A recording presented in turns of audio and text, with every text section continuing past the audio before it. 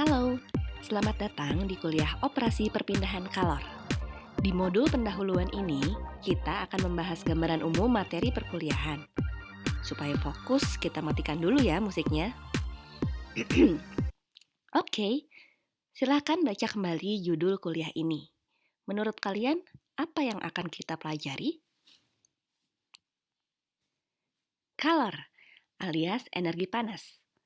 Bagaimana suatu benda bisa memiliki panas? Ingat, meskipun benda-benda di sekitar kita diam, namun di dalamnya ada atom dan molekul yang terus bergerak. Gerakan atom dan molekul di dalamnya menghasilkan energi panas. Seperti bentuk energi lainnya, energi panas dapat berpindah tempat. Apa yang menyebabkan perpindahan panas? Driving force-nya adalah perbedaan temperatur. Kalor akan mengalir dari temperatur tinggi ke temperatur rendah, seperti halnya fluida mengalir dari tekanan tinggi ke tekanan rendah. Misalnya, kamu punya secangkir kopi panas di sebuah ruangan bertemperatur kamar.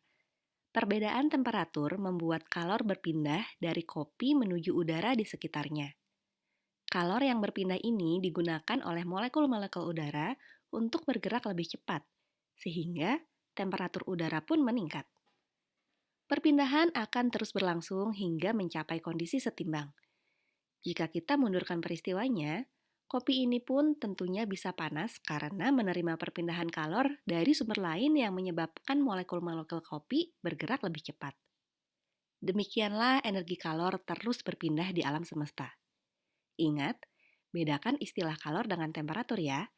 Kalor adalah bentuk energi yang berpindah, dan temperatur adalah kondisi benda yang menjadi driving force perpindahannya. Selanjutnya, operasi. Operasi adalah tindakan yang disengaja. Nah, berarti operasi perpindahan kalor adalah tindakan terencana untuk memindahkan energi panas dengan memanfaatkan driving force-nya. Dalam kondisi apakah kita ingin memindahkan kalor? Banyak contohnya.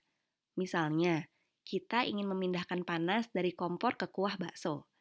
Atau memindahkan panas udara dari sekitar es krim agar tetap dingin. Namun, karena kalian adalah calon-calon insinyur proses, maka dalam kuliah ini kita akan membahas perpindahan kalor yang terjadi di dalam proses industri. Mengapa perpindahan kalor penting dalam industri? Karena temperatur dapat menentukan berhasil tidaknya suatu proses. Contoh pertama, jika bahan bakumu lemak nabati yang padat, ia perlu dicairkan dahulu supaya dapat mengalir secara kontinu. Maka, kita harus menjamin adanya suplai kalor di sepanjang aliran. Untuk memanaskan aliran fluida, digunakan heater, sementara untuk mendinginkan fluida, digunakan cooler. Untuk mengefisienkan proses, aliran proses yang hendak dipanaskan biasanya dikontakkan dengan aliran proses yang hendak didinginkan. Unit untuk mengontakkan fluida panas dan dingin ini disebut heat exchanger. Contoh kedua perpindahan panas dalam proses adalah pada reaksi kimia. Reaksi kimia adalah inti dari proses di industri kimia. Kamu tentu tidak mau kan jika reaksimu gagal berlangsung atau berkonversi terlalu rendah karena temperatur yang terlalu rendah. Sebaliknya, jika temperatur terlalu tinggi, produkmu bisa rusak atau bahkan terjadi ledakan di dalam reaktor. Karena itulah, suhu reaksi perlu diatur dengan pemanasan atau pendinginan. Pengaturan temperatur tidak hanya dilakukan di awal reaksi, namun bisa jadi sepanjang reaksi. Karena reaksi kimia bisa menghasilkan panas maupun menyerap panas, sehingga mengubah temperatur reaksi. Maka selama proses, akan ada panas yang harus disuplai atau justru dibuang untuk menjaga temperaturnya. Contoh selanjutnya dalam pemisahan atau pencampuran. Kedua proses ini bisa jadi kurang efektif jika temperatur umpannya tidak tepat.